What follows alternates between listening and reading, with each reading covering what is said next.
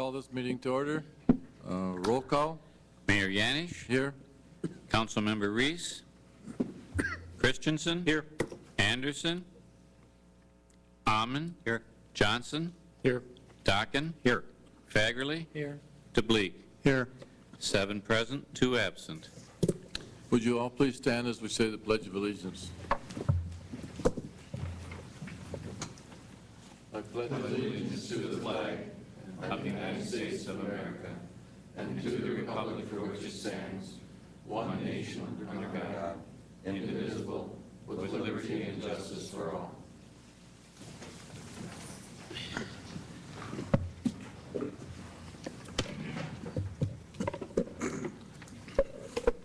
Are there any proposed additions or deletions to the agenda?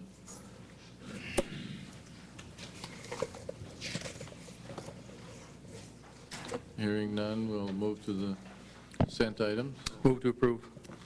Second. The motion has been made and seconded to approve the consent items as written. Any discussion? Yeah, Mr. Mayor, I'd like to pull the municipal utilities minutes from July 23rd. We will pull the minutes from the July 23rd of the Municipal Utilities Commission. Any further? Councilman Christensen. Thank you, Mr. Mayor. I just have a question on why we're receiving the Candy Area Transit Operations Board minutes of March 6th in August. 2 meetings without a quorum. Good explanation. And then also the Charter Commission minutes of June 21. Instead of... The last adopted one, I believe. Okay, thank you. Did you pull the minutes, or would you like to pull Yes. the minutes? I'm Councilman Dockin. Thank you, Mr. Mayor. I want to pull the Rice Hospital Board minutes of July 11th. And those will be pulled, the Rice Hospital Board minutes of July 11th. Councilman Fagerly. I want to pull the community ed minutes of June 29th. Community Ed minutes of June 29th will be pulled. Further discussion? Councilman Blick. Thank you, Mr. Mayor. What I wanted to do, point out in the minutes of their July 23rd municipal utilities, they approved a contract for power supply. The agreement was with CMMPA, and it's for 5.5 megawatts of, it's a long-term energy contract. They have the potential of up to 15 megawatts on this contract, so it'd be purchase power. The contract term is for a 20-year term, so that should help with our long-term power needs with the city. So I guess if anybody has any questions on that contract, I can attempt to answer them, or maybe best if you have questions on it, you may want to contact Wes Hopp at the utilities. I know if you want to, you could, if you have questions on it. Okay. Mayor, may I have a comment? Go ahead. Steve Salzer and I actually sit on the, Steve, you got to come. Steve, can you come to the podium, please? I actually sit on the commission, and I just think it's important that we mention that this is a nuclear option for the utility. So the power contract is actually the 5 megawatts of a nuclear, which I'm not going to go into long detail, but the nuclear really came up to the modeling we had done through a company. They really came to the top. So we feel it's a really good deal for the city, but it's nuclear. I just wanted to make that clear. Thank you very much. Appreciate that. Excuse me, that's the company out of Did I do that right? With the, should I have filed the other minutes first? Should have had Yes. called the question on all the others that aren't pulled. Okay. I will call for a motion to file the minutes of those that have not been pulled. Do I hear a motion? We've already moved to Yes. file the consent agenda items except those 3. Except for items B, C, and I. Just simple motion, vote on it. Just call the question on those, all the others. Okay, I do call the question on all the others. All those in favor say aye. Aye. Aye. Those opposed say no. That motion carries. Okay, now we will continue with Councilman Dock. I guess, do you want to file a motion to approve the municipal utilities minutes July 23rd. Shall I do that, or shall I do them all? I would do them one at a time, and so if Councilmember DeBleek wishes to make that motion. Second. Yes. A motion has been made and seconded to file the minutes of the Municipal Utilities Commission.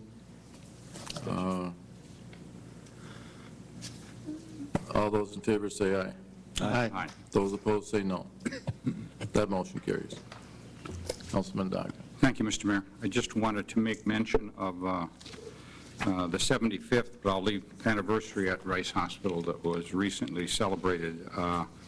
But on the past Rice Hospital Board of Trustees meeting, this is July 11th of 2012, the hospital's financial performance, this is again from the CEO, Michael Schramm.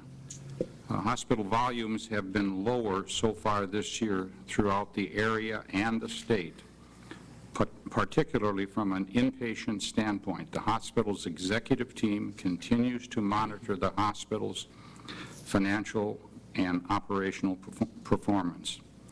Item 3 under that was June's financial performance appears to be more favorable than the past 5 months. In other words, January through May were not good, primarily because the inpatient volumes are really down. We are looking still for a chief medical officer, and that a candidate is scheduled to visit Rice Hospital and the Willmar community on July the 18th. Also, the Rice Regional Dental Clinic, Mike Schramm and Dale Husted, the HR director, recently met with officials from the University of Minnesota in regard to ongoing grant opportunities and funding for the clinic.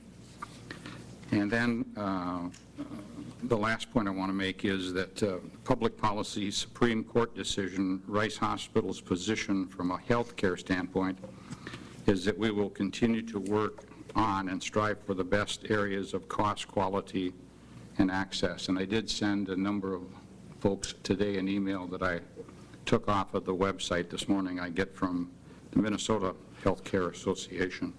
And then I just want to congratulate and say thank you to the staff at Rice Memorial Hospital for the very nice presentation that they had for the public for the 75th anniversary. And I think just about everybody from the council was at that. So I would move to file these minutes, Mr. Mayor. Second. A motion has been made and seconded to file the minutes of the Rice Hospital Board of July 11th, 2012. Is there a discussion? One question, Mr. Mayor. Councilman Dockin, as far as the strategic planning session, are you going to be involved in that, or as far as a liaison? That's the item right underneath A, the hospital's financial performance. Or are you involved in that process? Yes. Okay, thank you. Any further discussion? All those in favor of filing those minutes, say aye. Aye. Those opposed, say no. That motion carries. Councilman Fagerly? Thank you, Mr. Mayor. At the Community Ed Board in June, we discussed a new policy for Robbins Island Swimming Beach. The city has always tested the water daily during the summer months when the beach is open, but now Leanne has authority to close the beach when the fecal count is too high. And that's not always because of the humans, it's because of the large geese population or goose population we have out there. But if the water quality is too high, there is a sign out at Robbins Island that's posted, and it should be on the website, city website, to let the people know. And it was closed last week. It was closed, and we did put that on our website, and I did work with Steve Brizendine. It was closed, and I did work with Steve Brizendine to get information for our website. So if it's not up there, it will be very shortly. All right, and then the lifeguards are not And the there the lifeguards rest of the summer. are there not there for the rest of the summer, and we'll include that information as well. Okay. Was that posted anywhere else? It is posted at Robbins Island and such, but we try to put the information on the city's website as well as the Community Ed and Rec website. And I was coordinating that with Steve Brizendine and Leanne Freeman. So with that, I'll move to file the minutes. Second. A motion has been made and seconded to file the minutes of the Community Ed and Recreation dated June 29th. Is there a discussion? Second. Is there a discussion? All those in favor say aye. Aye. Those opposed say no. That motion carries. At this particular time, we'll move into the Willmar City Council open forum. Is there anyone scheduled to speak? I do not believe there's anyone scheduled to speak. Thank you. And then we'll move to the presentation from Christy Kurth, Executive Director of the Willmar Food Service. Christy. Good evening. Mayor Yanish, councilman members, and city staff. I'm Christy Kurth, Executive Director of the Willmar Area Food Shelf, located at 624 Pacific Avenue Southwest. Our mission statement is, by utilizing and bringing together community resources, the Willmar Area Food Shelf will provide food assistance to individuals and families. Our goal is to ensure no one goes hungry. This mission statement has been our foundation for 30 years. In 1982, we were founded by some concerned residents of Candy-Ojai County, and their vision was to have a food shelf that would have a lifespan of about 5 years. Never did they realize or think that it would be 30 years later, and we would be needed more now than ever. We've had several locations, but currently, and as far as I can see in the future, we will be located at the 624 Pacific Avenue. We did open a location in New London. It is now officially called the New London Area Food Shelf, and we opened that back in September of 2008. Service levels. In 2010, we served 8,091 families. That was an average of about 664 families per month. And we distributed 814,165 pounds of food. At that time, that was a record. Then we went into 2011. And we served 9,274 families, an average of 772 families per month, and distributed over 873,000 pounds. To give you a perspective on pounds, because that's such a large number, one semi-truck is approximately 25 to 30,000 pounds of food. So that's about 30 semi-trucks full of food that we received into the facility and distributed out. On any given time, there's about 4 to 7 weeks worth of food at the food shelf that we have in our storage area. So that really tells you that whatever comes in goes out. There's just a rotation of food that comes in and goes out. But to give you an idea, in 2011, that was a 14% increase over 2010. Which is significant, especially when you look at our history, because from 1982 until 2007, the end of 2007, we saw very moderate growth. At the end of 2007, we were serving approximately 400 families per month. So from January of 2008 through current time, we have seen over a 76% increase in the number of families being served. A lot of this, of course, has to do with the economic situation that happened during the fall of 2008. And why we're still seeing an increase is that for a lot of those families that were affected, that may have had money in the bank, they have spent down now their savings. A lot of individuals did not get pay increases or very minimum increases, but yet their health insurance or their benefits have went up. Cost of food goes up and goes down, gas goes up and goes down. So they're finding it hard to continue to meet the needs of just daily living. They're just right at that edge. And it is said that the majority of people, majority of families, that if they did not have a paycheck for within like 3 months, they would be completely broke. So it's an ever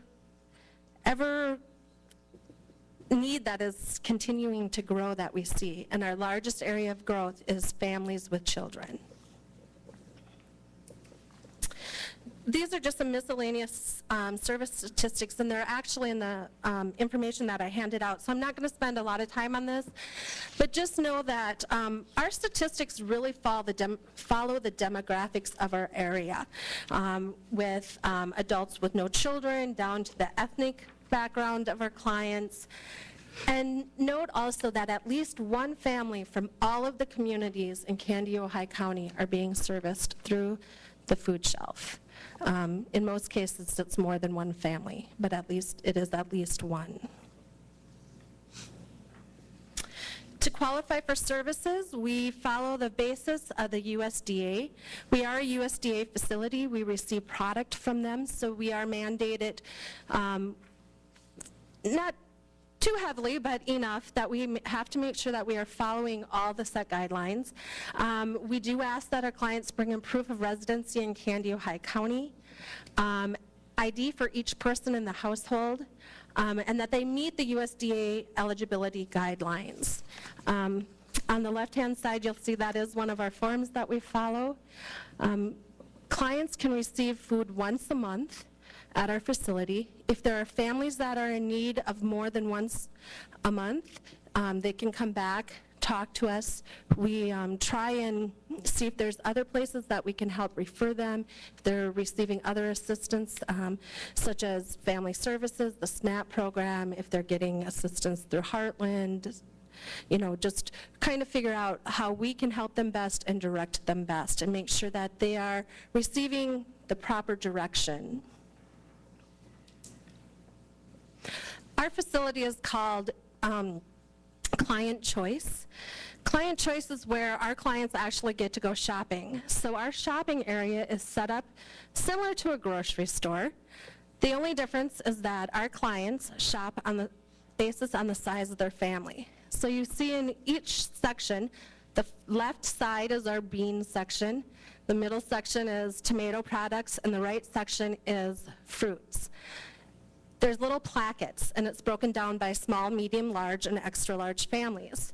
So the families are taught, as they go through, they read which section they are. So like in the fruit, a small family, which is 1 to 3 people, would get 2 fruit products, where an extra large family, which would be 10 plus, would get 5 fruit products. Now, it's the same basis that we did before, except we, the volunteers and staff, would go around and fill boxes and just put in whatever we thought the family would like. Now the family gets to go through and shop, and we've seen great changes in the sense that things that we were buying lots of, we don't necessarily have to buy. Things that we weren't buying much of, we found out that people really like them and enjoy. And even things like, I'm not a carrots person, we can hardly keep carrots on the shelf, where I would have probably put in canned beans. So it just shows that it's better for our clients because they get to choose what their families will use, and we know that they're going home and using them. And they are not showing back up at the food shelf when there's local food drives. So we know overall that it's been a great change. On the first Tuesday of the month, we have a produce and bakery giveaway, which is provided through Second Harvest Heartland. They bring us about 6 pallets of fresh produce and 2 pallets of bread and bakery. We set it up in our lobby area, and then our clients line up and they come through. And just like our shopping area, we tell them you can take 4 fruit items, you can take 5 veggie items, depending on what we get. And we never know what we're going to get until it arrives. But this is great. We serve about 120 families on average the first Tuesday of the month for our produce giveaway. Our cash funding for the year of 2011, we raised $240,000. The key here is that we are so supported by our community. Individuals, businesses, and churches, and civic and community made up more than 69.5% of the $240,000 that we've received. When you add in United Way and the Candy-Ojai County money that's allocated to us each year, it's 81.3% of the $240,000. The rest of that comes through grants, Minnesota Food Share, which is our big March fundraiser, also FEMA dollars, and other special projects that we might do. Our total income equals over $1.01 million. That includes the cash funding or revenue that we receive and food donations. And how we value food donations is $1 equals 1 pound. You know, it's very hard to come up with dollar values when people bring in items, different grocery stores or different rates and so forth. So the food shelf group, Minnesota Hunger Solutions, Second Harvest Heartland, they've come up with the $1 equals a pound. And that's been our rule of thumb for, well, I've been in the business now since 2005, and it's been that, so. Volunteers are the key to our business. Besides the support financially and through food donations, the support of volunteers. And I know all of you have been looking at my shirt and being envious about this great WAFS shirt that says volunteer on the sleeve. These are our new shirts, and why I'm promoting that is we need volunteers. Last year we had 10,564 volunteer hours, which is a lot of hours. We have groups that come in from local churches, we have individuals, we have retirees. This summer we have 5 high school students that have come in and volunteer on their own, and in fact 2 of them now bring their mom with. And they have just been fantastic to work with. During the school year, it's a little harder for them to volunteer, but it's been great to have them around this summer. So I'm encouraging anyone here or any of those at home watching, if you're interested, please call us and come down, take a tour, find out more about us, and join us. We like to have a good time and really serve our community. And you'll get one of these shirts. So here are some of our great volunteers. One thing that I really pride our food shelf on is our community outreach, reaching into the community and our partnerships.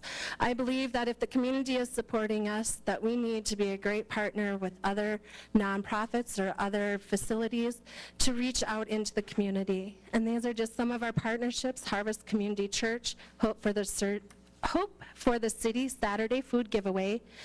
We work with the United Way on several programs. A couple of them are the summer backpack program and the breakfast program that they have. ACGC Hope for the City backpack program that they have. And then, of course, the Willmar Community Meals. And one of our largest partnerships is the LINK program up in the northern part of the county. Looking into our future, we are continuing our board development, expanding our services, continuing our remodeling on our building, and I will talk a little bit about that, and continuing to ensure that our program is fiscally sound, which it is. I'm very proud to be able to report that. You know, even though we've seen a huge increase in the number of families needing our service, our donations continue to increase too, and that's because of the people right here in Willmar and in our county. One of the grants that we received in 2011 was the HRA Small Towns Revitalization Grant that I know the city had worked on along with the county and the HRA. The picture on the left, you see our entrance before. That was it was a wooden handicap ramp. It started warping. It was very slippery in the winter. So with the grant, we were able to put on the covered handicap ramp. So now it is an enclosed entrance that leads up to our lobby. And our clients love it. Some other work that we've done, because of the increase of food that we have, we used to have our front part, if you were at the food shelf before, in our shopping area, basically all of our overstock was on top of the shelves and stacked in a couple of smaller rooms that we had. The back of our building, which is the picture on the left-hand side, was the old King Graphics and I don't know what it was before that, but when we first moved there and were renting, that was King Graphics. And there's steps that go down into this area because the main building is actually higher than this portion of the building. So as we started to get more and more clients, we had to, of course, have more and more food on hand. So one of the things that we did with a large bequest that we received was put in a ramp back there so that we can use hand trucks to take the food back in the back, now what we call the warehouse, or into the service area. And we did get shelving, so we can now have everything very organized. We also put in a clean room. What that is going to allow us to do is be able to receive food from like restaurants and also caterers. So if a caterer goes to a party and he has 3 hot dishes made and only 2 are opened and utilized and the third one is not, we can take that. There's, of course, regulations and so forth that we have to follow to do that. And we are hoping to get that all in place within the next few months, working and promoting that so that instead of those caterers or restaurants throwing that food, what they do now is that they can donate it to the food shelf following some very easy standards, and then we'll be able to give that out to our clients. This is another area that was just a small room that we had storage in. Because of Genio, and they made 3 donations to us over the last few years, we were able to install a walk-in cooler freezer. Prior to this, we were utilizing 13 stand-up and chest freezers. 3 of them were what we call our service freezers, where people could go and select their protein items out of. The others were just our overstock. Genio has always been very good to us. If we've needed meat items, I could call and work with them. And before, we could only take about 2,000 pounds of food. And that would fill us plumb up. Our 13 freezers would be full. Well, last week, we got 6,100 pounds of turkey products. And our walk-in freezer is plumb full, but that's going to last us quite a while. We're able to take that stuff out and put it into our service freezers, where before we would have never been able to do that. So it's been a great, wonderful addition. So on behalf of the staff, but primarily really on behalf of our clients, I want to say thank you for giving me this opportunity to give you a quick update on what's been going on at the food shelf, and for supporting us. And also for everyone that's listening, thank you for being supportive of the food shelf. And if there's any questions, I will certainly answer them. Thank you, Christy. Are there questions? Sure. Councilman Christensen? Christy, thank you for all you've done and all you're doing over there at the food shelf. It's a very necessary thing today with the economy and people being out of work. Just a couple quick questions. I heard you use the term SNAP program. I've heard it advertised on the radio. What is SNAP? That is the new name for food stamps. Is it an acronym for, what does it stand for? Yeah. I knew you were going to ask, and I don't remember. We still call it food stamps. That's okay. The national organization, or if it's in the Farm Bill, it's noted SNAP, and I don't know what it means. Sorry. Okay. Do you also have to deal with food inspectors, state, county, or whatever, since you're handling food? Is it they come in once a year or something? No, but they did just come in when I was on vacation. The last time we were inspected was actually in 2005. We had not been inspected. We did have a complaint lodged that some of our food was outdated, which, if you know the food shelves, the food is going to be, lots of the food is going to be outdated in the sense that in the grocery store, it's going to have the best by date, or which means that the nutritional value is best by this date.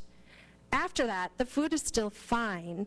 It's just that the nutritional value slowly starts to decrease. And depending on what the product is, it depends on the shelf life, and we have guidelines that we follow.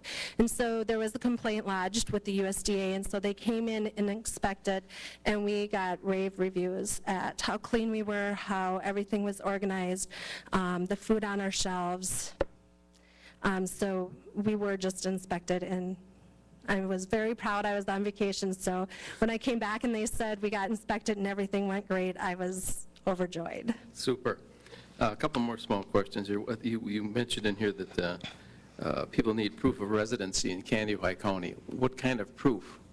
And it states also each person in the household. I mean, how do they prove that they're a resident of Kansas County? Yep, and we cannot make them because of the USDA mandate, but we ask that they provide us proof, and that can be any type of piece of mail that has been mailed to their home. If they don't have a driver's license, or if they're staying with someone, they can bring us just an envelope. Out of the 3,700 active files that we have, only 86 of them are out of our county. The rest are either staying in our county or have permanent residence in our county. And the ID, we are very flexible with that. We will take school ID, we will take birth certificates, social security, driver's license, passports, whatever. They just need to show us. The reason that we ask for this is it helps us if they're asking for food for 5 people, or are they asking for food for 10 people? It just helps us keep a little bit of a rein on that. And we believe that our donors appreciate that. It's just a way to try and make sure that people aren't taking more than what they need, which most people will not do, but there are always that handful that will. Okay, one final question. I see on here that 4% are homeless. How do you define the homeless, and how do you, someone comes in and says, I'm homeless, or how do you?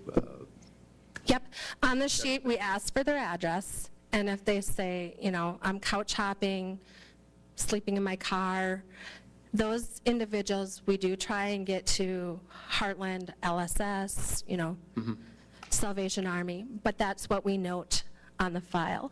And then we just ask them when they get a location that they're staying at, if they can bring in that information.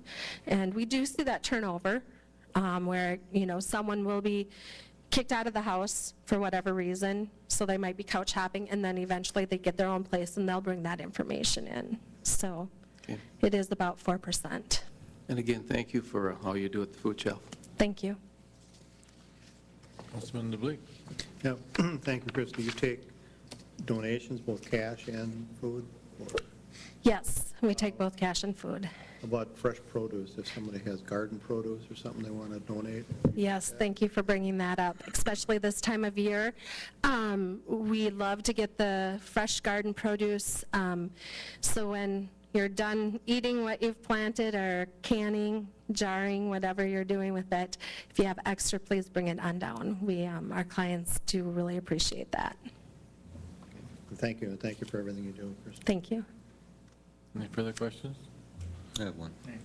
Councilman Law? Yeah, thank you, Christie, for being here. Appreciate your report of what's going on with our community, within our community, as far as assisting people in need.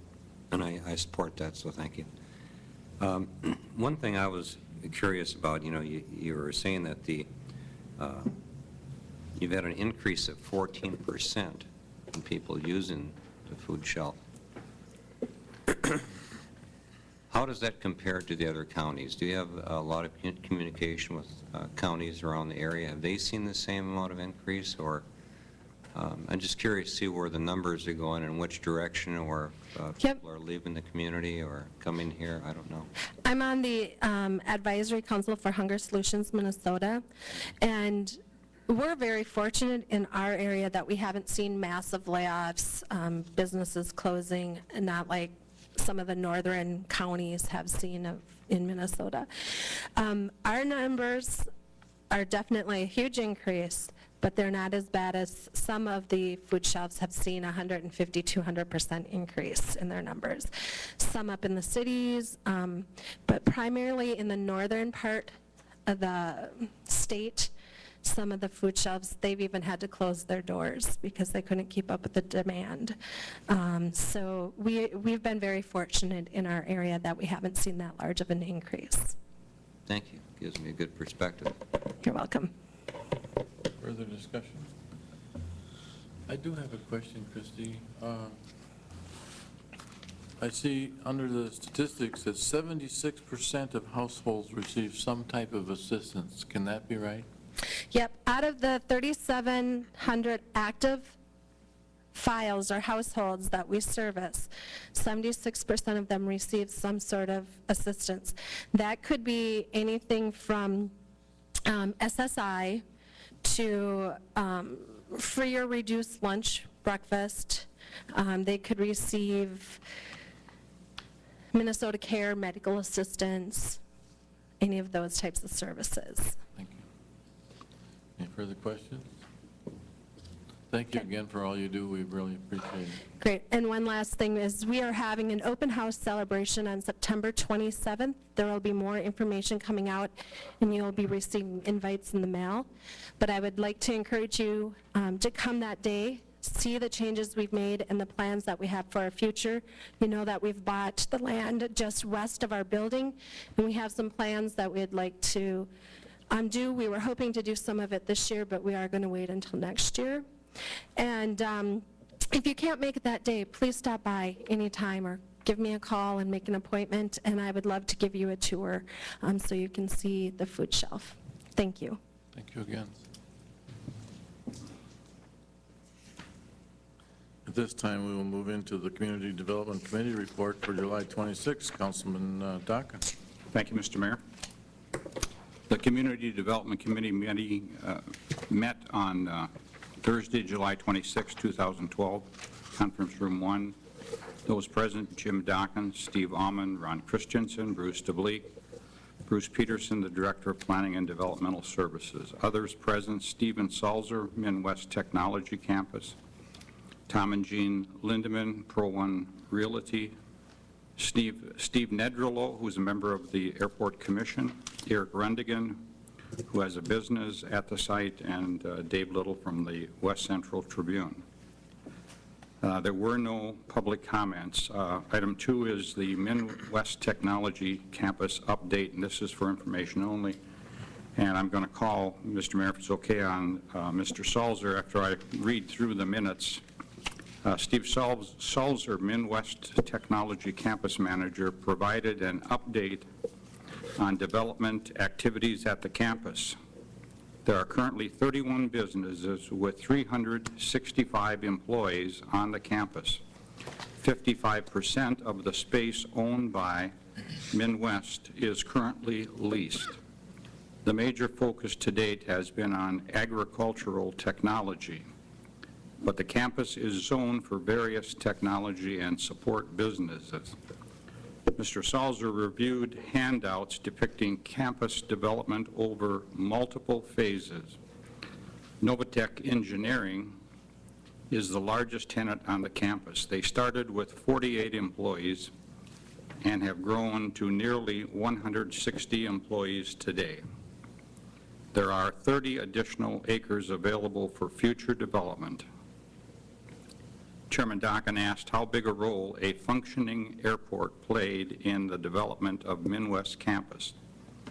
Mr. Salzer replied that the parent company leases a plane and uses the airport quite a lot.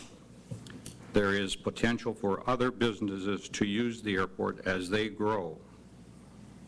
Councilmember Christensen commented that the community was fortunate to have Midwest facilities. Mr. Salzer's remarks concluded with him advising the committee of the upcoming Animal Sciences Conference on campus on September 4th and 5th of this year. And if it's okay, Mr. Mayor, I'd like to call on Mr. Salzer. Please do. Steve. Thank you for having us tonight. Yes, we're here to give an update on the Midwest campus, and I've put together a brief PowerPoint.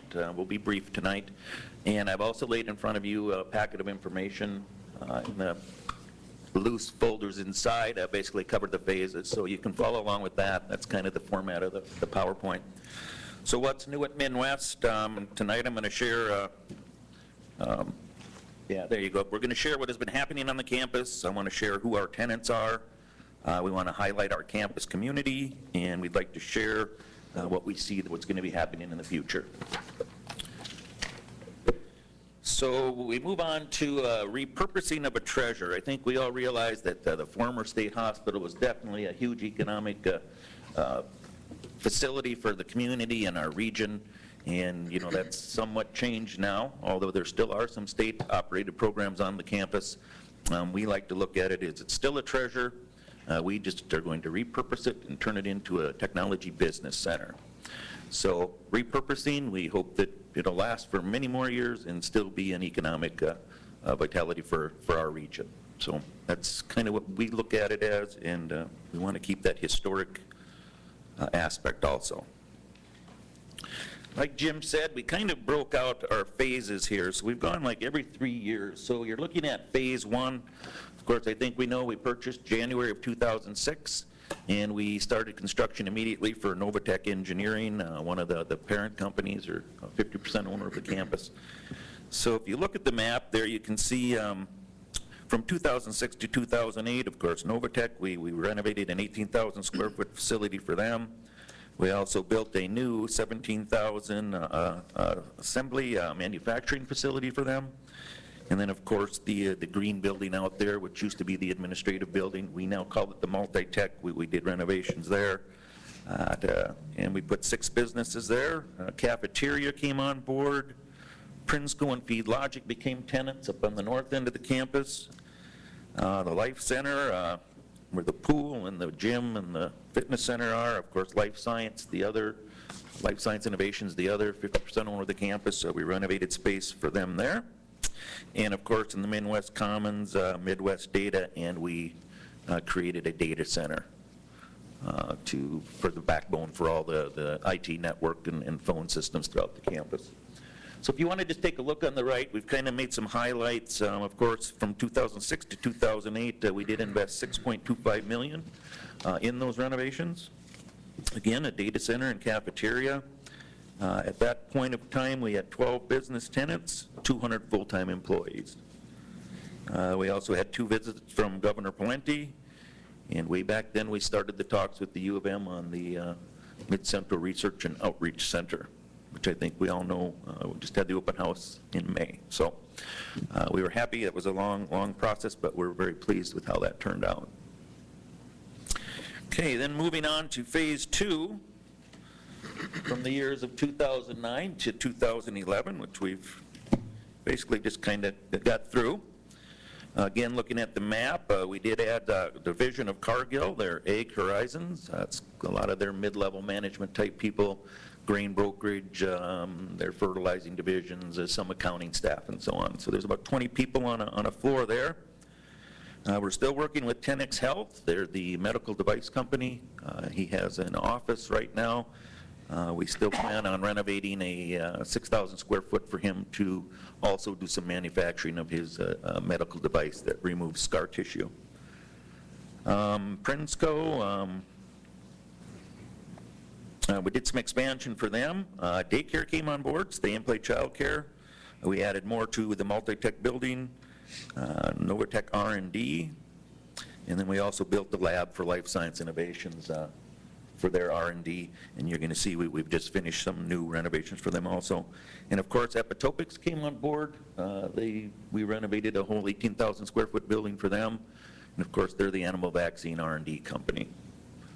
So they do their R&D out here, and of course, on the west side of town, they have their larger production facility. So again, off to the right, over that time frame, we invested another $4 million on campus daycare. And at that point, we had 28 businesses and 328 full-time employees. And kind of featured Cargill and 10X were our kind of featured new tenants at that point. And please feel free to ask questions as we go, or I'll open it up at the end also. Okay, we'll move on to Phase 3, which is the phase we're in now, 2012 to 2014. You can look in the multi-tech business. This is where we see ourselves going over the next 2 or 3 years. We would definitely like to fill the multi-tech building. Trying to think, I suppose I've got about 8,000 square feet in that building out of a total of 56,000 to fill yet, so we would hope to fill that in the next few years. We just finished up Life Science Innovation, did a biosecure shower in, shower out type facility for them. With the research they have people out in the field and they need to shower in clean before they actually go into the lab that was built last year. Novatech Assembly, we've done some remodeling for them so they could get some parts carousels and more employees in that facility. And of course, we did another 18,000 square foot for Novatech. So they are actually housed in 5 buildings out there. And I think Jim gave the numbers. They came with 48, and they're now at, what, 167, I think we had reported. So huge growth with that company. And then, of course, the other one is the U of M, where we're, like I say, we had the open house. We're glad to have that open. You'll see right now, basically there's extension services in there, utilizing about half of a floor. We did put in the avian research lab up on the 3rd level, and I think a couple weeks ago they actually had some bodies in there doing some testing on some poultry. So we're excited to see somebody in there and actually doing that. I think in the future you'll see some type of steering committee developed for that facility to kind of help guide it where it needs to go. There's a lot of empty space in there, and it's going to kind of have to morph over the next few years. But I think if we can get a steering committee and involvement from the U, we can keep it moving in the right direction. So on the right, we're estimating probably another $5 million in this next round. We want to enhance maybe the auditorium, cafeteria, some of our meeting spaces, make them a little nicer and so on. We would hope to have 40 business tenants and hopefully 450 full-time employees. And as of today, there are currently 369 employees on campus, so we're well on our way. The next slide you can look, it just kind of highlights the overall campus community, where we're at. You know, we've kind of covered all those renovations, so you know, we're very happy and very pleased with what's happened you know, in the 6.5, 7 years we've been there. So we want to continue, and that's our goal. So I think someone at the committee asked, you know, how do you market the campus? And you know, that's a challenge sometimes, being out here in Willmar. And you know, we attend trade shows and we try to hold events out here. You just try to get linked up with the right people. We like to have groups come out and have meetings if we can give them a tour. You know, I don't think I can remember anybody that's gone on a tour and left and said, oh, well, that's not really anything special. I think people really walk away and go, wow, this is really happening here in Willmar. So that gets us a lot of mileage also. But as far as activities, second annual, we have an annual I3 at MTC, it's called. It's a youth science retreat. Very successful. This last year we had 550 kids. About 800 to 900 people overall showed up. Huge event. Lots of good sponsors. The university is involved, and it's something we plan to continue. Midwest has found it very important for us to be engaged with the local school system, K through 12. So we're really trying to link up with the science teachers and the math teachers. STEM is huge: science, technology, engineering, math. So we will continue to work with our local education system to hopefully get kids interested in this and bring them back home, per se, and provide them the place to do that. And then our next thing is second annual Animal Science Conference and Venture Forum, which this is we're very proud to say that we have a keynote speaker, Temple Grandin. I don't know if everybody knows Temple, but she's world known for you know, being autistic and her work in the animal world, animal safety, animal comfort. So we're very excited to have her as our keynote. And we also have CEO Genio Turkey Store, Glenn Leach, will present. And we also have COO and President Dan Malmstrom from Douglas Scientific out of Alexandria. So it's a good show, and it's by having those type of events where we can bring investors. We've got some good sponsorships from the cities, Great Plant Moody, Clifton Larson Allen. You know, they're huge CPA firms, huge attorney firms. So when we kind of get connected with them, they're a huge help for us to market. So with that, I think it's in a nutshell. That's where we're at, and I would open it up to any questions. Are there questions? I do have a comment, Steve, and that would be, there's some talk about the fact that you may be getting into human vaccine. Any truth to that? Actually, Epitopics has a sister company called Centuron, which is actually housed at the University Enterprise Laboratory in St. Paul. But they have taken the animal patented technology, and yes, they are working on some human-side vaccines. I know they've been funded with some Department of Defense grants for chemical warfare agent type stuff, and I know they're working on a staph vaccine too for hospital staph infections. So yeah, it's Thank you. pretty exciting. Councilman Christensen? Thank you, Mr. Mayor. And thanks again, Steve, and I'll repeat what I said at the meeting, that Willmar and this entire area is very fortunate to have Midwest Campus out there and all the work you people do out there. You mentioned education and partnering with them. Do you deal with the school out of the college too? Do you get to the ag part of it there, have them come over and visit, or do you do anything with the college? I want to say right now it's not much, but we definitely plan to change that. We definitely want to see through the Mid-Central Research and Outreach Center that we do reach out to Ridgewater and St. Cloud State. Are we to that point yet? No, but I think when I mentioned that steering committee, I think those all need to be players as part of what that's going to grow into. So. And then you mentioned the U of M part out there.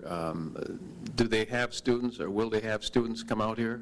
Yes, internship is definitely one of the things we definitely want to see from them. Plus, St. Cloud State is also rented an office there, so we see St. Cloud State bringing interns, the University of Minnesota bringing interns, and St. Cloud State may be doing some equipment lending program that's in the works. That high schools and middle schools can actually lend equipment from the university and do real science in the classroom, I guess is how you'd say it. So those are kind of the things in the works right now. I think we'll see a lot more in the future. So these interns are a future source of employees. Absolutely. And getting people to come to Willmar. Absolutely. That maybe have never been here before. Yep. Excellent. Yep. Again, thank you. Thank you. Further questions or comments? In closing, I would just like to thank everybody. The community's been so supportive, the city, the county, the EDC. There's just been so many people that have really supported us, and we truly do appreciate that, and that has helped us get to where we are today. So, thank you. Thank you, and we appreciate you. Thank you. And thank you, Councilman, for asking him to come.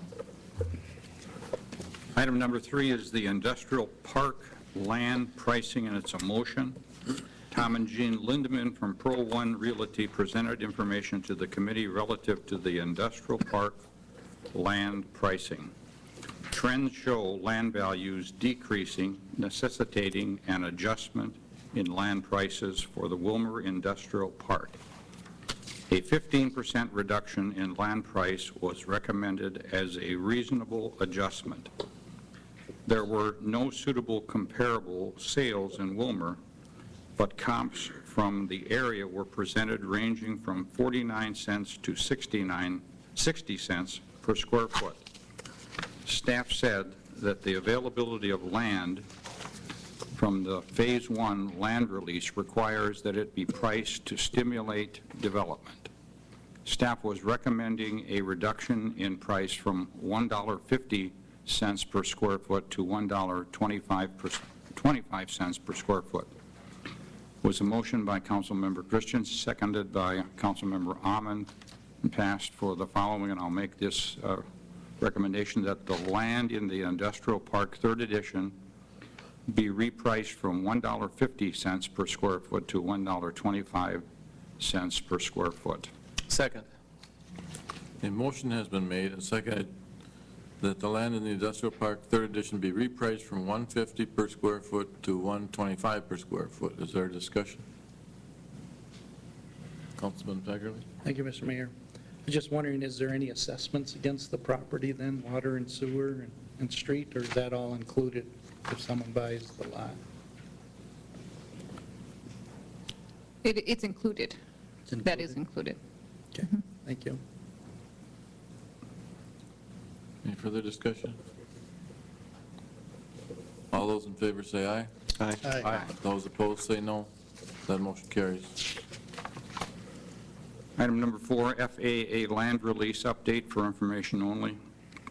Staff presented talking points for the Phase 2 and Phase 3 land releases. Chair Dockin raised the topic of non-compliance at the new airport relative to the easement and lease issues.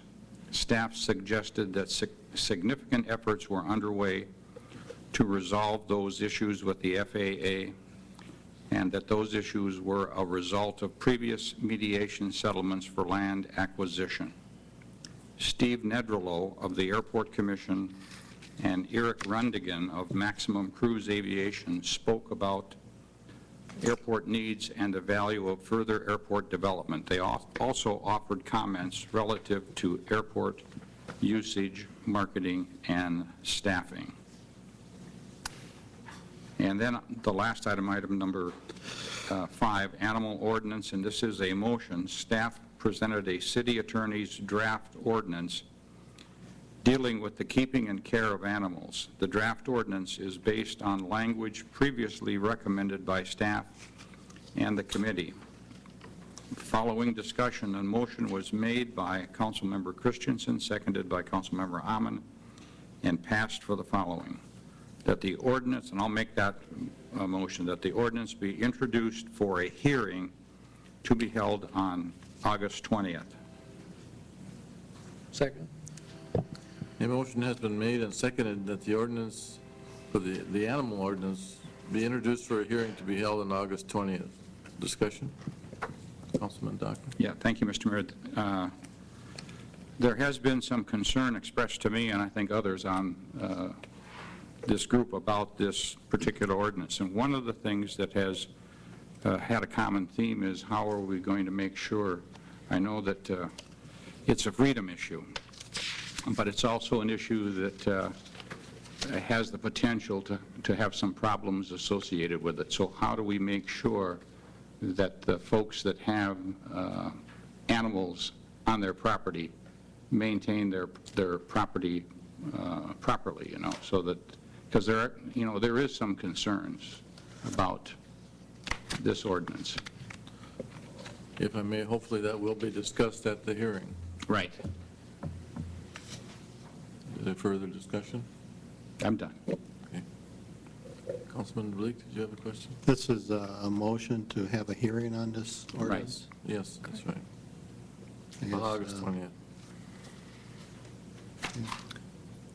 I guess I won't be at the August 20th meeting, but would just like to say that I don't support the ordinance, and I don't think the type of animals we're talking about necessarily belong within a urban area, so just my comment on it. Thank you. Councilman Christensen? Thank you, Mr. Mayor. I, too, am having second thoughts on this. You know, up to now, we've been dealing on these on an coming to us basis, one-on-one, which I thought was great. And if we had complaints from any neighbors, we could say no. Now, with this ordinance, we necessarily can't do that. I mean, I'm fine with it going to a hearing, and we'll probably talk about it again, but I had one constituent call me and said, it's kind of ironic that I don't want to be around chickens, I have to move to the country. And there's some sense to that. I mean, I think maybe we can amend this to maybe make it a little more palatable, but I'm fine with it going to a hearing. We'll probably have some more discussion on it. We will have some more discussion on it. Charlene, would you care to comment on it? I know you and I talked about it Well, this afternoon. The reason the ordinance was changed or amended was that there was some discussion on the council the council was doing this on an ad hoc basis when they came individually, and there was there was some discussion or inquiry as to could we come up with criteria for this and not do it on an ad hoc basis. And so staff looked at a number of different types of ordinances and came up with the ways in which it would be permissible and putting some additional requirements on, such as the setback requirements, to try to make it, if it is to occur within the city limits, so that it would not be a disturbance to the adjacent neighbors. And those were requirements that we did not have in place today.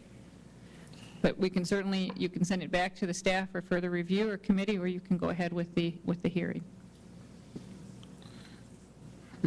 This is a legal question, I guess, that I have, is that, would it be reasonable to expect that something more could come out of the hearing to change the ordinance?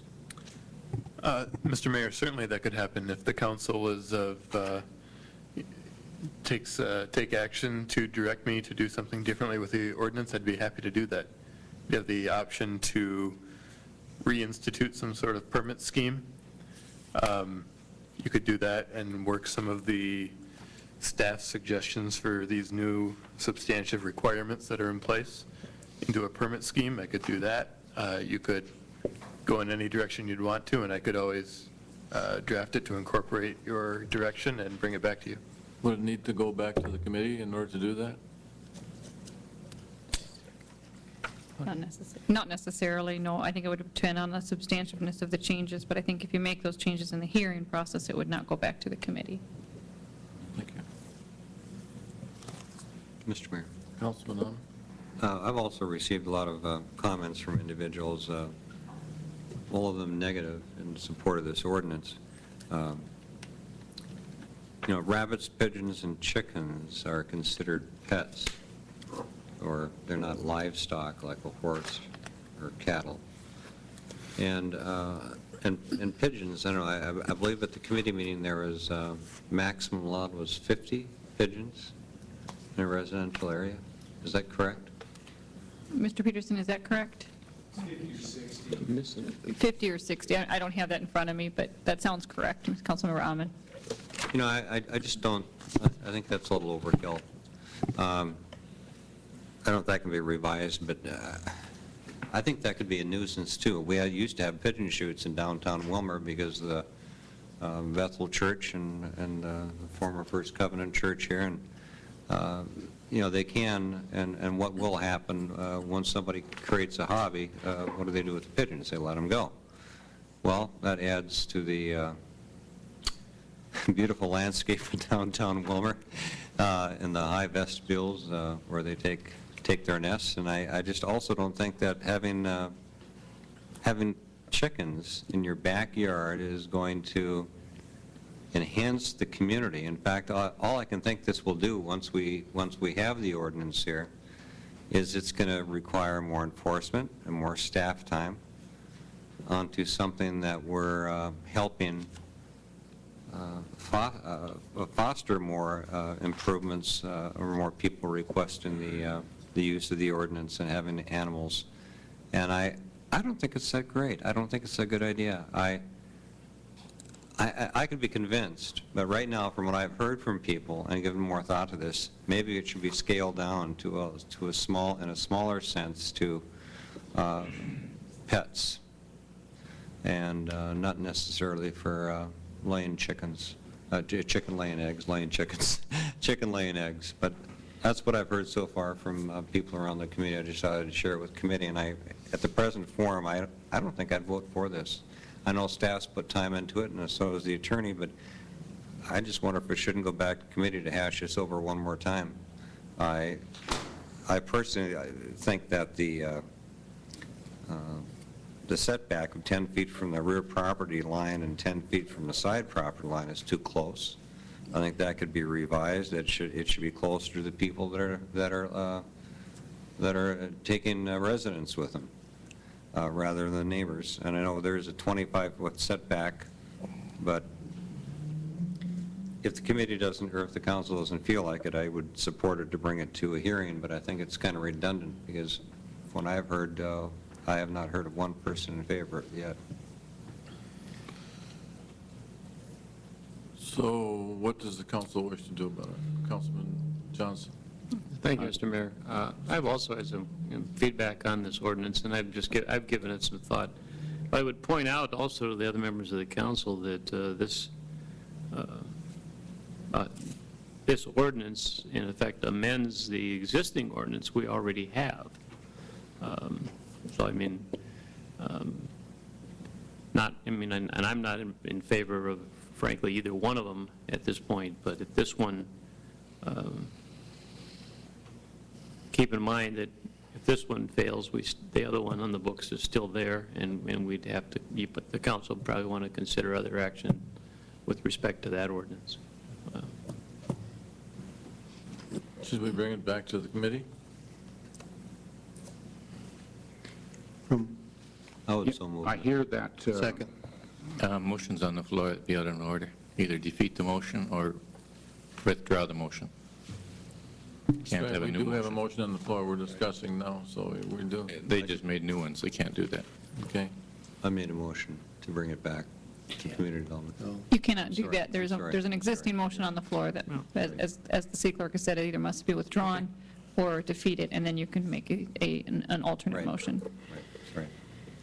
So who made the original motion? It was made- Dockin, I did. Okay. Bagley. To introduce it for a hearing to be held on August 20th. So we either have to vote that up or down. Or withdraw the motion? We'll vote it down and then, He's asking to call the question, so.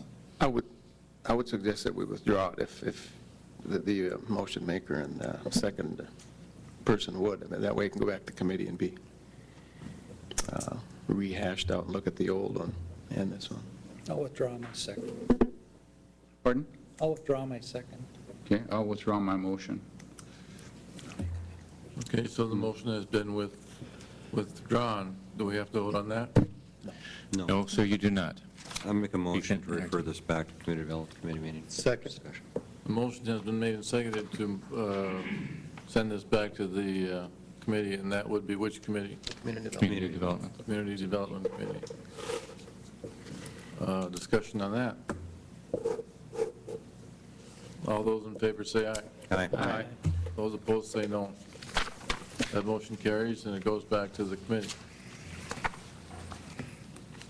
Item number 6 is a miscellany for information only. Chair Dockin requested that staff try to have the mobile home park manager at the next Community Development Committee meeting. And unless there are further items to come, I would move to file these minutes. Second.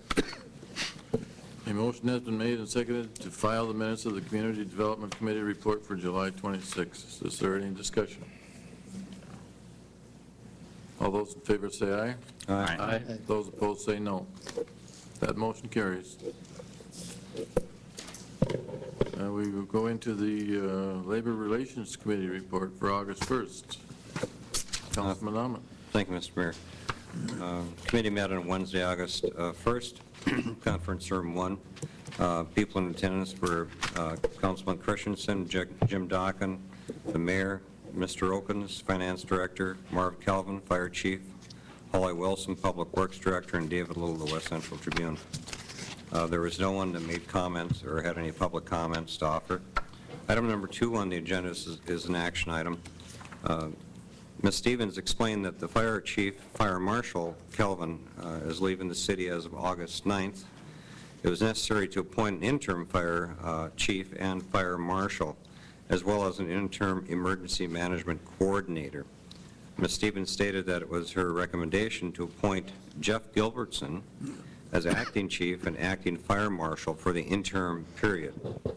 Ms. Stevens stated it was also her recommendation to appoint Don Erickson, the Candioi County Emergency Management Coordinator, as the Willmar's interim emergency management coordinator.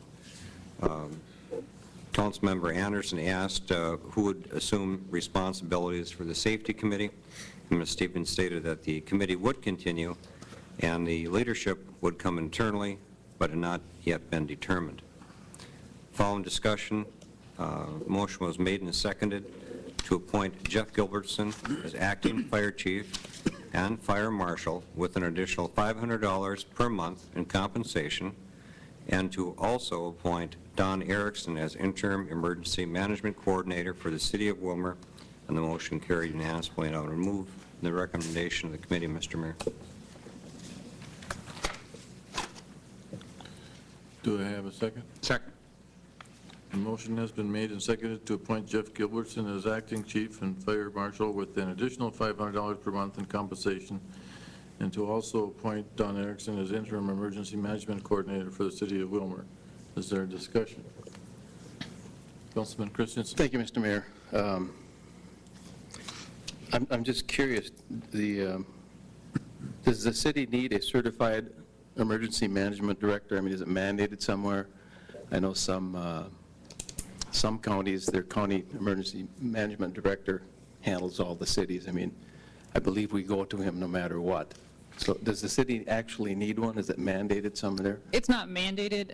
In talking with the county, I mean, the county does cover that service for some smaller communities. I don't think they're interested in doing that for us on a full-time basis. Again, they're willing to do that on the interim basis. I think it's good practice for the city to have an emergency management coordinator identified, because if an event does occur, yes, it will involve the county, but the city also needs to be able to manage its own event and manage its internal piece and functions of that along with the county. So someone has spoken to Don Erickson. He said he wouldn't do it full-time for us? I have spoken to Don Erickson, and he said he would be able to do it on the interim basis and such, and that's all he was willing to agree to do at this time, was the interim basis. Okay, thank you. I have a question on the $500 per month in compensation. Is that the only compensation? Extra compensation? That's the only additional compensation he will receive, yes. He is compensated currently for his duties as deputy chief at $500 per month, and then he's compensated for fire calls at a $14.30 hourly rate. So he would receive an additional $500 per month in compensation. Thank you. The motion has been made. Councilman Dock? Thank you, Mr. Mayor.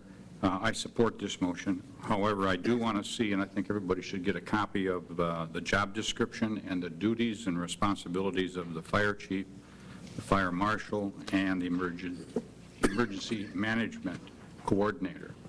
And again, we have to hearken back to what I said in January, is that we need to coordinate these things with the county.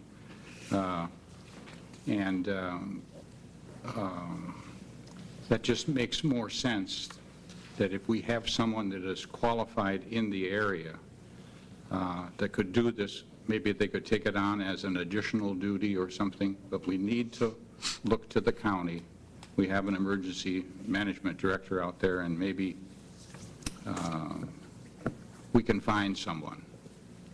But I think we need to, first of all, know what the job descriptions are and the duties and responsibilities are for each of these. And we have Chief Calvin, who probably has all the answers and could write those up. We have written, we do already have a written job description. We can provide a copy of that. Thank you. Further discussion?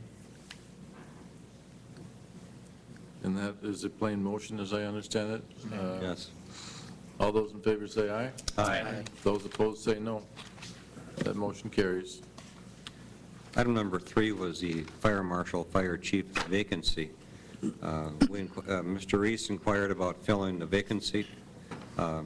Ms. Stevens stated it was her recommendation that the position be filled on a full-time basis, but at this time should not have a recommended salary range. I asked Fire Chief Calvin for his thoughts on filling the position and those of the department. Chief Calvin responded that the position should be filled on a full-time basis, and it is important to maintain the professionalism of the department. Mr. Anderson stated that he hoped that the position would be filled, and the department had come a long way under Chief Calvin, including an improved ISO rating, and that he would not want to see the city be short-sighted and not fill the position. After discussion, a motion was made and seconded to authorize filling the vacancy of the fire chief, fire marshal's position. And I will remove that recommendation, Mr. Mayor. Second.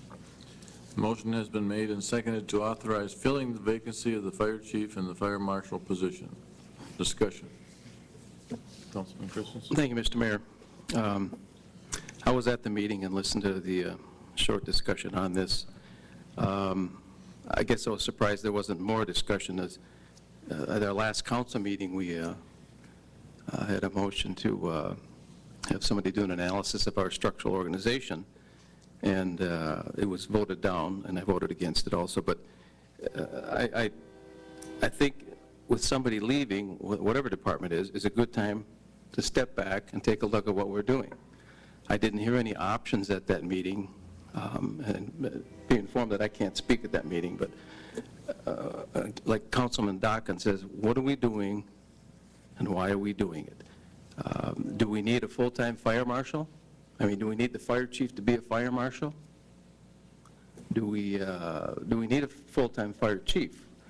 Up to Marv's coming to Willmar, we had on-call paid fire chief, I believe, part-time, and it worked for many, many years. So I would like more open discussion by the council on what are our options? What else can we do? I mean, is there a list of things, have one, not have one, have a chief without a fire marshal designation, have and what are our costs ensued with whatever we decide to do? But what does the rest of the council think? I'm just really curious. Councilman Doc? Again, the job description and the duties and responsibilities are two big pieces to this, so that we know the person that we're hiring is qualified, Need to see the job description for both of them and the duties and responsibilities for the city of Willmar. Further discussion? Councilman Fagerly? I think we need a fire chief, fire marshal. Before Marv came, we had a fire marshal, and he wasn't the fire chief. And then it was under the direction of the police department for a while. So we needed someone like Marv to come in and get us back on the straight and narrow path, which he did do. The county isn't going to help us with the fire marshal, fire chief, because they don't have a fire department. So we either don't have any at all, and then we won't have a fire department. We're talking about the emergency medical. We're talking about fire marshal, fire chief. Right, yeah, now we are, yeah. Yeah. So I think that person can grow into this position just like Marv has done. Because you've asked the county to, Don Erickson, he's going to ask for an assistant.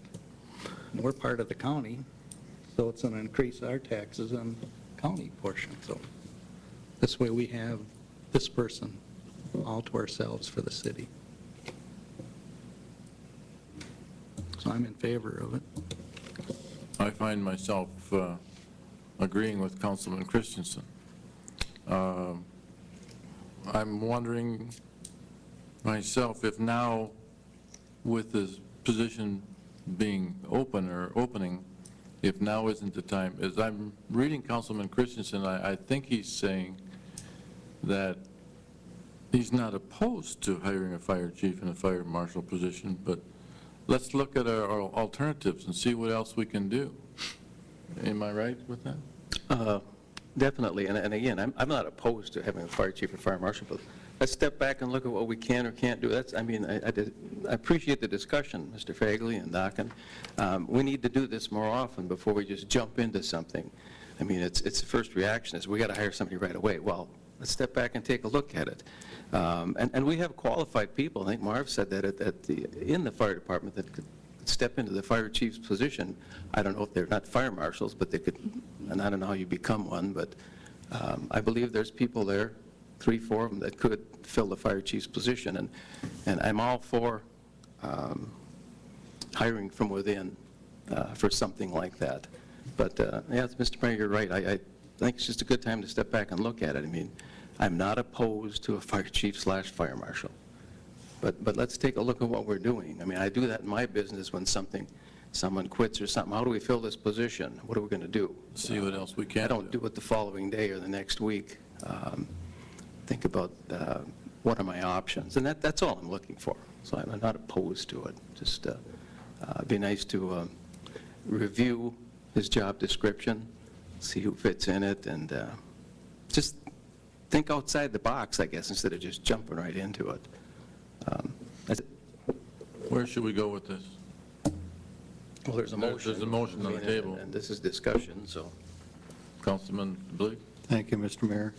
Well, I think Councilmember Fagerly is correct. You know, we had went without a fire chief for a while. The fire marshal position was one position that we had that was full-time.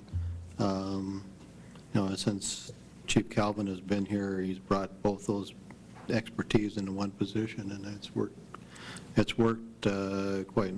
quite nicely. He's brought the fire department along a long ways from what it was at one point in time.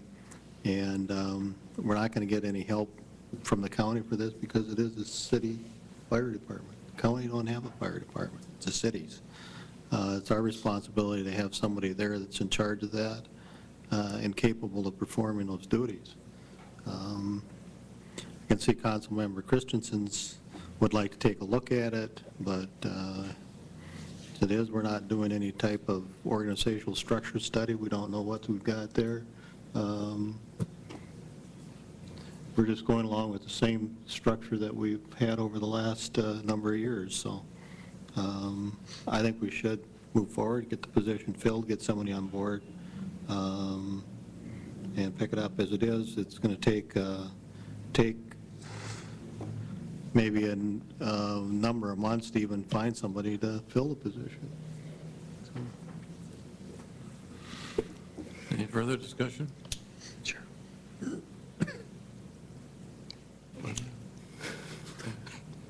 Thank you, Mr. Mayor. I appreciate, again, the discussion. Does the city need a fire marshal? I think we all agree we need a fire chief. I do. I'm all for it. Do we need a fire marshal? What does the fire marshal do? I'd like to ask the council, if you could tell me your interpretation of what does the fire marshal do in Willmar if we have a fire marshal? What are his responsibilities?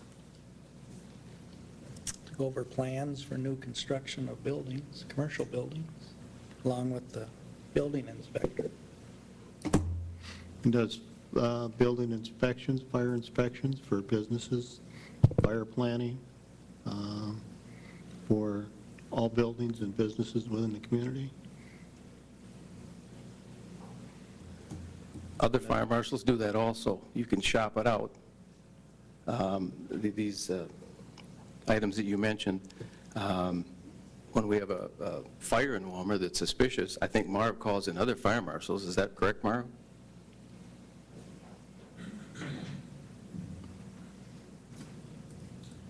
If the fire is of suspicious nature and we're anticipating it to be arson, at that point it becomes a police matter, and the police department, the fire department, and the state fire marshal's office investigate that together in a team effort to come to a conclusion to apprehend the suspect.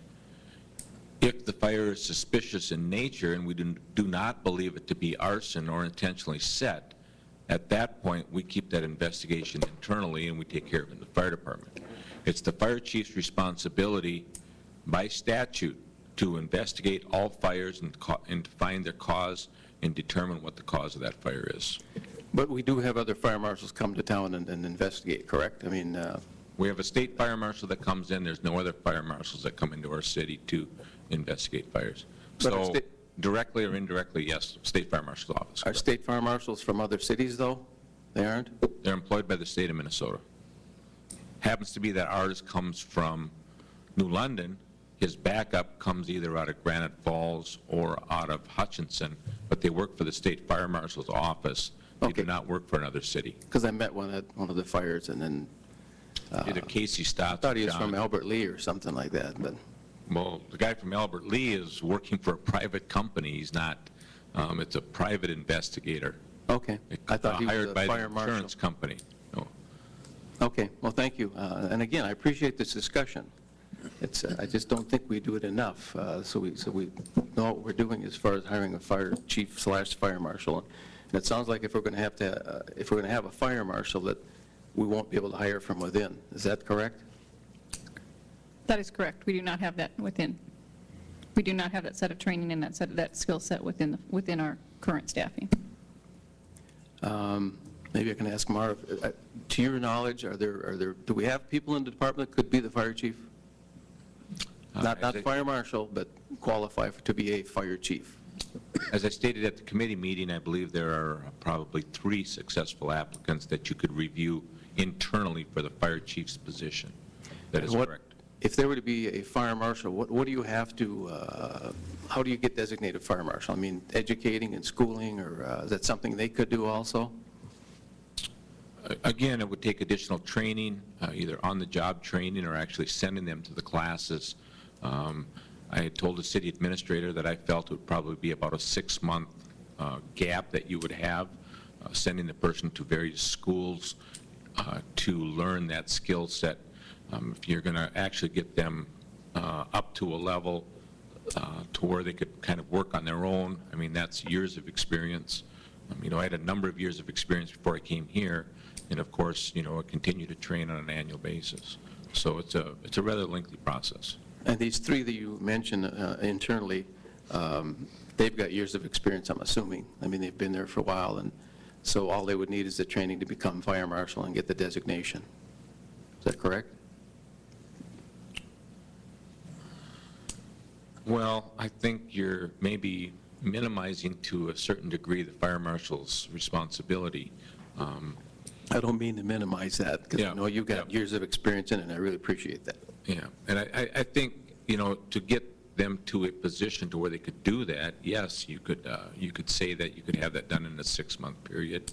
Might be a 2-month period, might be a 3-year process. Okay. The problem is that they have to continue doing the other tasks that are also there already, and you add this onto their workload. So, and again, you know, I think you've been in a favorable position. I think I've served you well. I can tell you I gave it 100% of the time. Gave you my blood, sweat, and tears over it, and it's something I hold very close, and I really appreciate having the opportunity. But I feel very strongly you need to fill a position. With a fire marshal or chief/marshal? I think you need to fill it with a fire chief/fire marshal. I think that's what you need to do. Okay. The additional skill set you can train someone for. I agree with what Councilmember Dawkins stated in that you can rely a bit on the emergency management director for the county to assist with those tasks, as I did when I came here. I was very fortunate. Don gave me great wisdom, and we were able to work through issues that had to be worked through. You know, we can get people trained up in that position. It's the fire chief, fire marshal piece. It's imperative that you fill that, in my opinion. Of course, I am one. Thank you. We have a motion and second on the table to authorize the filling in the vacancy of the fire chief, fire marshal position. Mr. Mayor, I just want to comment. You know, I realize, and I appreciate everybody's input, this is the kind of discussions we should be having, but I don't understand the complexity of that fire marshal's position. I'll be very frank, I don't. And I don't know whether or not that's our you know, part of our job description to understand everything that they does, or what they all do. We have a pretty good understanding, but as far as day-to-day operations, we don't know what else he does every day, or she would be doing every day if we should replace him. But the idea of thinking it over, I think, is great. I agree with you on that, Ron. I just have a tough time here making a vote on this now after this discussion. If there's going to be a close vote on it, and after listening to the mayor's comment, I'd rather refer it back to committee. And if you want us to do some more homework on it, we can wait a couple of weeks. And I'm speaking against my motion, but if that would be more palatable to the entire council so that everybody is in good harmony on the position that we need to fill, I would be supportive of that. What I don't want to have is any animosity towards one group or another, any disrespecting the council people. But it's not, especially since they're not here. If this thing's going to be close to be voted down, I I don't want that either. There's 2 council people that sit in the committee that aren't here to support it. And out of respect for them, I would rather refer this back to committee and discuss it some more, and we can answer all those questions that Mr. Christensen and Mr. Dockin requested. We can have Charlene bring up some more facts and information. With Mara's help, we can bring up some more information. But I'd rather go that route than have a divided group here on the position. And if it takes another meeting, fine. I'm not opposed to that. Who made the original? I did. Okay. Excuse me. Go ahead. Thank you, Mr. Mayor. Steve, it's not my intention to have anybody referred back to committee.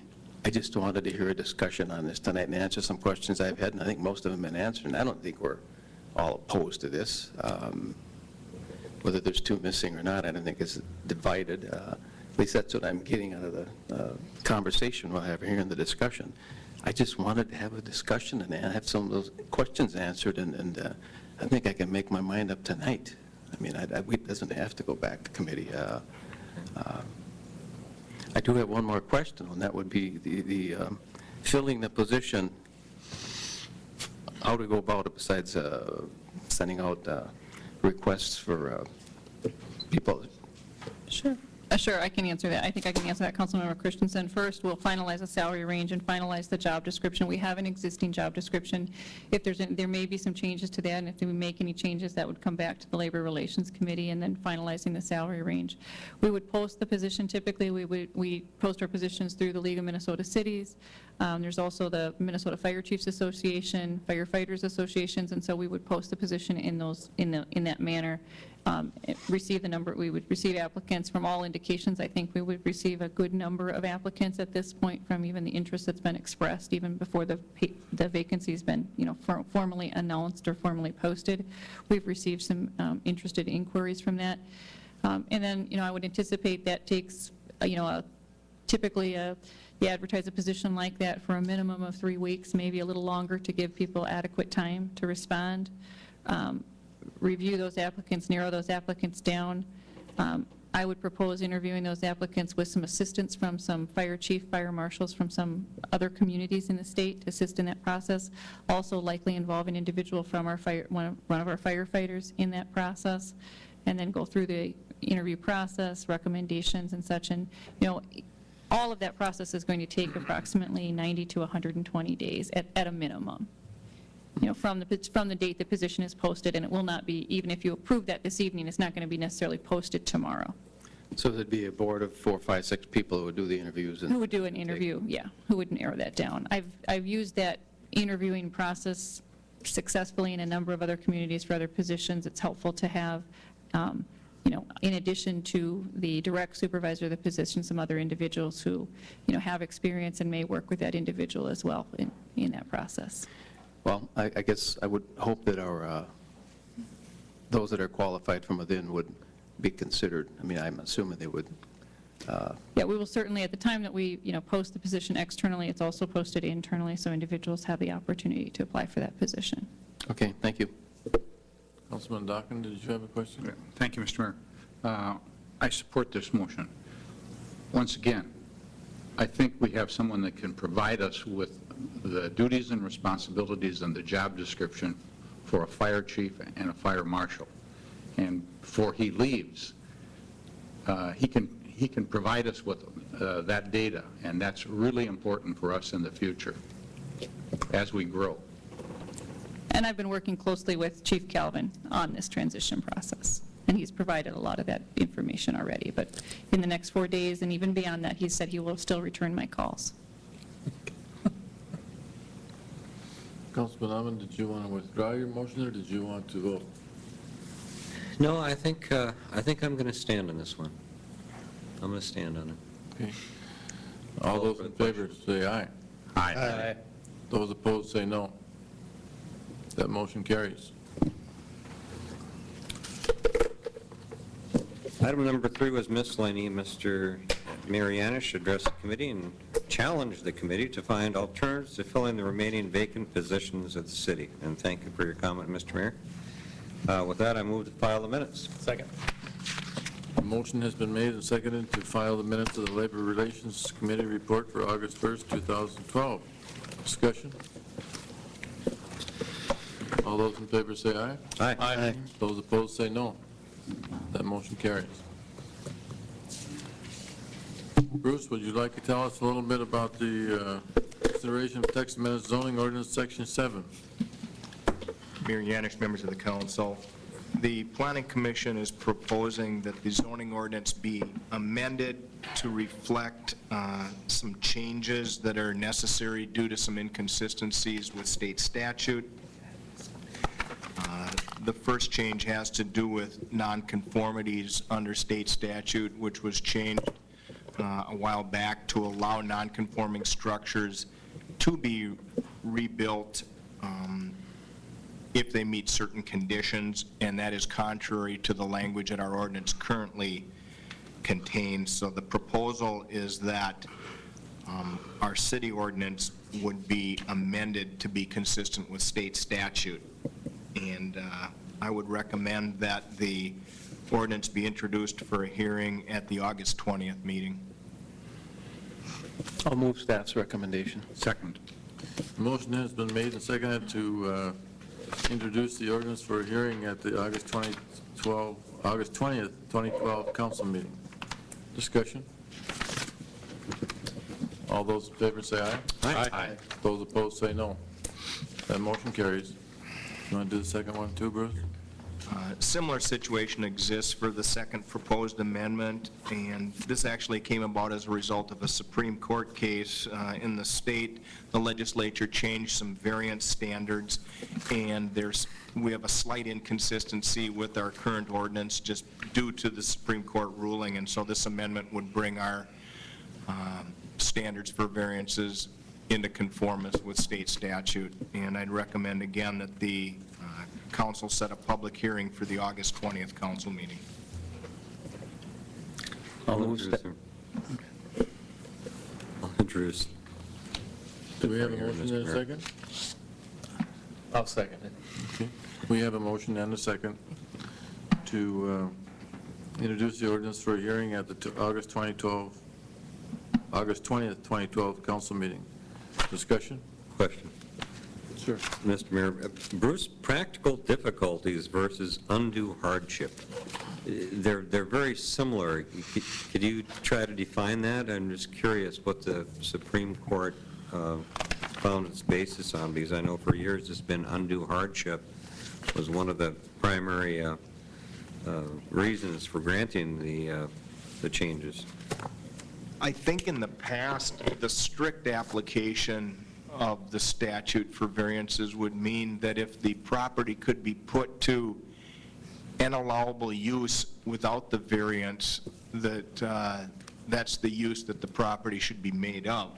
Under the revised standards, the owner would have to propose it to use it in a reasonable manner, not permitted by the zoning ordinance. So in some respects, I think the change in statute tightened things up. In other respects, I think it gives the Board of Zoning Appeals a little more flexibility. The bottom line is they have to have public hearings and draft very specific findings of fact to support their decisions, and those findings of fact have to address the points in statute. So I don't think you're going to see a tremendous difference here in the city of Willmar. We've always taken a pretty conservative approach to variances. There aren't very many granted.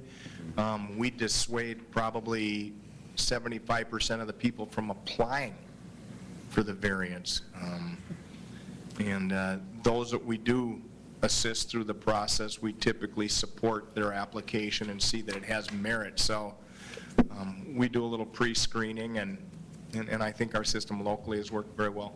I think the city attorney can also shed some light on that as well. Thank you, Mayor, members of the council. I have worked on amending other cities' variance ordinances, and I can explain it a little bit. The statute had always talked about in order to get a variance, you have to prove that there's undue hardship. Cities, I think, generally took a pretty liberal interpretation of what that meant, granted variances fairly liberally. Then the Supreme Court in, I want to say 2010, sometime in the last few years anyway, issued an opinion that very narrowly defined that, and I think the gist of it was the Supreme Court said that variances can only be granted where undue hardship exists, and they said undue hardship means you must, the property owner who's applying must have no economically feasible way to use the property without getting the variance. And it was the case, I think, after that opinion that it was almost impossible to grant a variance under the Supreme Court standards. So the legislature, after a lobbying effort from the League of Cities, amended the ordinance last year in 2011. They removed the word undue hardship and inserted practical difficulties. The idea there was to basically go back and allow cities to have the flexibility they had before the Supreme Court decision. So I think it remains to be seen whether we're back in the place we were before that decision or if it's somehow different. Some people think that maybe cities have even more flexibility now than they might have before that opinion, but we'll see how it plays out. Thank you. It makes sense to me because it gives the discretion of the local community making the decisions based on what their needs is in their comprehensive plan, so it fits into that usage. Thank you very much. Appreciate that. We do have a motion on the table. Is there any further discussion? All those in favor say aye. Aye. Those opposed say no. That motion carries. Kevin, would you like to explain to us the last item that we have on there? Mayor Yanish, members of the council, pursuant to the current livestock ordinance, we have an application for a number of years from Luther Septon to keep 30 fowl at 222 Southwest 15th Street, and staff is recommending, after review of the area, that we approve the one-year fowl permit for these chickens, and recommend the council approve that permit. Move to approve. Second. Motion has been made and seconded to approve the one-year fowl permit for chickens for, I'm trying to see the name on here, Mr. Septon. Discussion. Councilman Christensen. Thank you, Mr. Mayor. I believe he's the one that lives over by the bridge, correct? Right with kind of the edge of town, or? Yes. And there's no, I don't think there's any residents near him. There's a railroad track, the bridge, and Guam Implement, or the car wash. Car wash. Yeah. One to the south. And here's one instance where I think it's okay. I mean, his location and even with the 30, he's had them for years. Yes. I mean, more than 10 years. I bet it's been 15 or 20. And this would not comply with our new ordinance, correct? Well, I'm not certain because I don't know his property lines where his stuff is because he's got a large piece of property. It may comply. How about the number? He's got 30 of them. What's the new one, 20 or something, or? Oh, let's see what we were going to propose. 60 pigeons, 10 chickens. Well, but no more than 50 chickens in a AG or industrial, so he might be close to one of those two zones. Okay. Didn't check it according to this proposed standard. Mm-hmm. Nobody even knows he has chickens there. I mean, that's how unobvious they are. He's got a great location. You do now.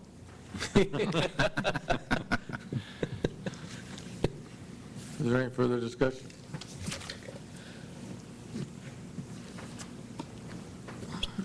Councilman.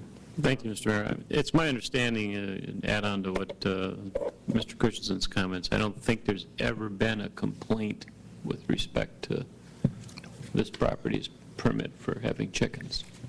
Is that correct? That is correct. Thank you. If I may ask, where did we leave the last ordinance changing that? It was sent back to committee. Sent back to Community Development So Committee. you have the existing ordinance, which would just be up. How would that affect this in the future? The 1 year would be approved.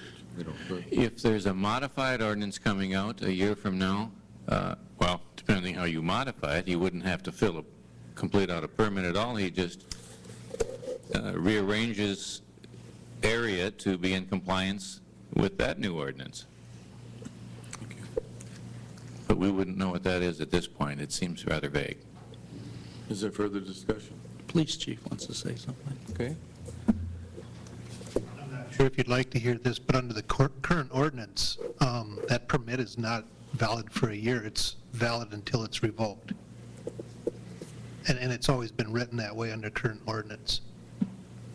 Valid until revoked. If you look at the language of the current ordinance, it doesn't imply that there's a one-year permit ever given. They're either permitted to raise the livestock, fowl, or animal, or they're not. So are we approving it, this is a legal question, I guess, are we approving it for a year or until revoked? Mr. Mayor, you'd have to approve it under your current ordinance, so as the chief mentioned, it would have to be Until revoked. indefinite until revoked. Thank you.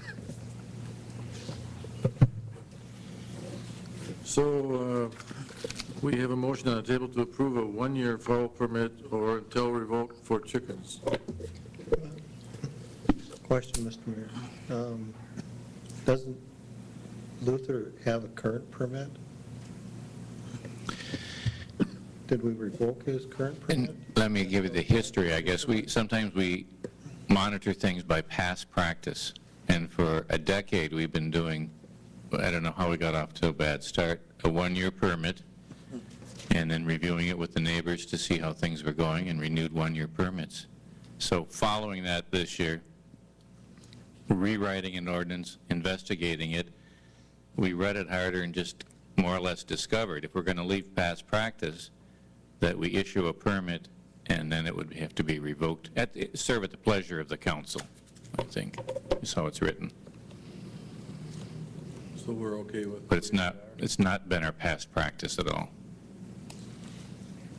So I don't know what overrules past practice, or just reread the ordinance better that we haven't been doing all this time.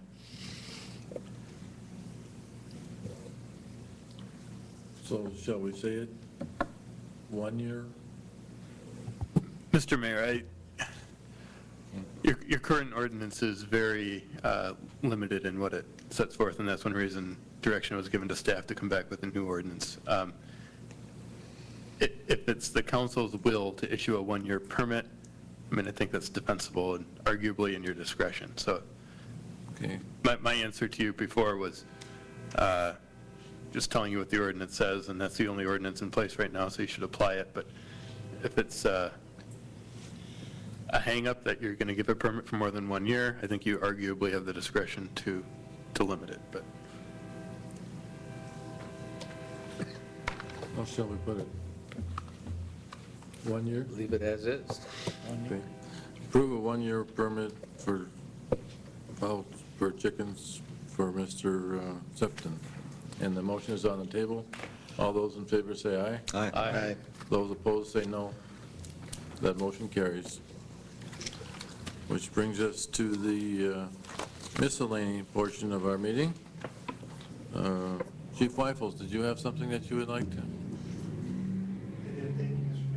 If I could just make an announcement, every Tuesday in August, towns and cities across the United States engage in what's known as National Night Out, and that occurs on the first Tuesday of August, which is tomorrow night. Willmar's been no exception, and Willmar is going to have National Night Out tomorrow. We invite the community to get out and get together, get to know your neighbor. At these organized events, we'll have a police officer stop by to talk about heightened crime and drug prevention awareness. We generate support for and participation in local anti-crime programs. And the 3 locations that are having National Night Out are recognizing it and having a organized community gathering or neighborhood gathering are at Voss Park, Garfield School Park, and Southeast 20th Avenue, just east of Walmart. And I would like to just ask everybody to get out, get to know your neighbors, and get to know your community, and participate in this event if they wish. This is the 29th year of National Night Out. Thank you very much. Darlene, did you say that you were going to announce or send out In the absence of Councilmembers Anderson and Councilmembers Reese, I can certainly announce those committee dates if you would like. Do you know what the committee dates are now? Yes, they are. The Finance Committee will be meeting August 13th at 4 p.m. That meeting will be held here in council chambers. And Public Works, Public Safety will be meeting August 14th at 4:45 in Conference Room 1 at City Hall. Thank you. Is there any other miscellaneous? Question. Could you announce the times when they're starting, these groups? There's not an exact or specific time. It's in the evening. One of the neighborhoods, I believe, is starting around 5 o'clock. It's just a general gathering and get-together, so it's come and go as you please. There's another neighborhood that's starting around 6, so I would say the event will probably last anywhere in the neighborhood from 5 p.m. to 7:30, 8 o'clock p.m. Okay, thank you. Councilman Dockin? Community Development will meet the 16th at 4:45. 16th at 4:45, okay. Councilman Packard? Thank you, Mr. Mayor. I was supposed to tell about the Garfield site. They're starting at 7:30, and they're having root beer floats, so everyone's welcome. Councilman DeBleek? I believe that there is a site in Voss Park that is having one, and that starts at 6:30. And I think they're having a root beer float as well, as what was announced, so. Any other miscellaneous? I have one. Go ahead. I'd like to be excused from the August 20th meeting. August 20th. Okay. Councilman Dockin? Is Labor going to meet next week? We have not scheduled one, no. Week. Not that I'm aware of. We'll let you know. It'll probably more likely not be next week. Probably. Councilman Christensen? Thank you, Mr. Mayor. In our Saturday packets, we received a memorandum from our city attorney, Mr. Scott, on charter amendment procedure. I read through it, and it appears to me that in order for them to put it on the ballot, each change has got to have its own question. Am I reading that correct? Councilmember Christensen, that's largely correct. There's some judgment that I will have to exercise once I see the final submission of the Charter Commission. If they've made a series of technical, non-substantive changes, I don't think each one needs a separate question. But for each substantive change that they're seeking to have the voters vote on, it is my opinion that that should be addressed with a separate ballot question. The way you stated in here is it needs to be understood by the public, each change.